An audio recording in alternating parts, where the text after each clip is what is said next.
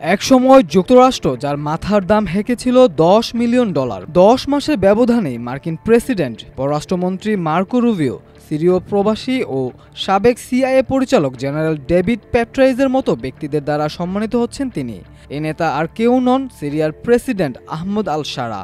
একসময় আবু মুহাম্মদ আল জুলানি নামে পরিচিত শারা ছিলেন সিরিয়ার আল কায়েদা শাখার নেতা, কিন্তু সময়ের পালাবদলে তার জীবনের গতিপথও যেন বদলেছে দারুণ অপ্রত্যাশিতভাবে। যেখানে সিরিয়ার কোনো নেতা হিসেবে প্রায় 60 বছর পর প্রথমবারের মতো জাতিসংঘের সাধারণ পরিষদে ভাষণ দেন শারা। মাত্র 10 মাস আগে প্রেসিডেন্ট বাশার আল আসাদের সরকার সিরিয়ার অধিকাংশ অঞ্চল নিয়ন্ত্রণ করত, কিন্তু 2024 সালের শেষের দিকে শারার হায়াত তাহরির আল শামের নেতৃত্বে আক্রমণ শুরু হলে সিরীয় সেনাবাহিনীর প্রতিরক্ষা ব্যবস্থা ভেঙে পড়ে। 8 ডিসেম্বর বিদ্রোহীরা দামেস্ক দখল করেন এবং আসাদ মস্কোতে পালিয়ে যান। হঠাৎ করে শারা সিরিয়ার কার্যত প্রেসিডেন্ট হয়ে ওঠেন, যা আসাদ পরিবারের অর্ধ শতাব্দীর শাসনের অবসান ঘটায়। যদিও শারার নতুন সরকার বিদেশে উষ্ণ অভ্যর্থনা পেয়েছে, বিভিন্ন দেশ দামেস্কে মন্ত্রী পাঠিয়ে সম্পর্ক পুনরায় স্থাপন করেছে। প্রথম দিকে ট্রাম্প প্রশাসন শারার প্রতি কিছুটা শীতল ছিল, কারণ ইসরায়েলি সরকার নতুন সিরীয় নেতা সম্পর্কে সংশয়ে ছিল। কিন্তু মে মাসে সৌদি আরবের যুবরাজ ট্রাম্প ও শারার মধ্যে একটি বৈঠকের ব্যবস্থা করেন। বৈঠকে ট্রাম্প এই সিরীয় নেতাকে একজন শক্তিশালী ও আকর্ষণীয় ব্যক্তি বলে অভিহিত করেন।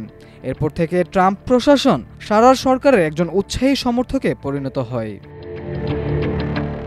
বিশেষজ্ঞরা বলছেন, জাতিসংঘের শারার অভিষেক তার সরকারের আন্তর্জাতিক স্বীকৃতিকে আরও শক্তিশালী করবে। কিন্তু সিরিয়ার অভ্যন্তরীণ পরিস্থিতি এখনও অস্থিতিশীল।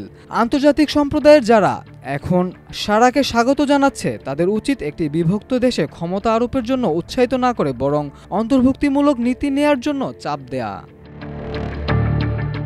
শারা যদিও বহু বছর আগে আল কায়েদা থেকে নিজেকে বিচ্ছিন্ন করেছেন, তবু তিনি সুন্নি ইসলামপন্থী রাজনৈতিক মতাদর্শেরই প্রতিনিধিত্ব করছেন।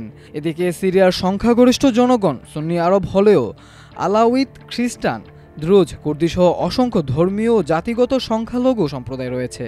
এই সংখ্যালঘুদের মধ্যে যারা শারার সুন্নি আরব ধারণার সঙ্গে একমত নন, তারা মনে করেন নতুন সিরিয়ায় তাদের ভবিষ্যৎ অনিশ্চিত। তারা বলেন, প্রকৃত ক্ষমতা এখনও শারার সহযোগী ও সাবেক তাহরির আল শাম সদস্যদের একটি ছোট বৃত্তের হাতে সীমাবদ্ধ। জাতিসংঘ সাধারণ অধিবেশনের ভাষণে সিরিয়ার ঐক্য, নিষেধাজ্ঞা প্রত্যাহার ও পুনর্গঠনের সমর্থন চেয়েছেন আহমদ আল শারা।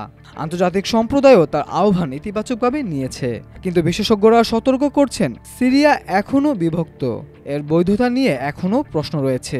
এছাড়া একক গোষ্ঠীর নিয়ন্ত্রণে থাকা সিরিয়াকে সমর্থন দিলে নতুন করে আবারও সহিংসতা ও অস্থিতিশীলতার ঝুঁকি তৈরি হতে পারে।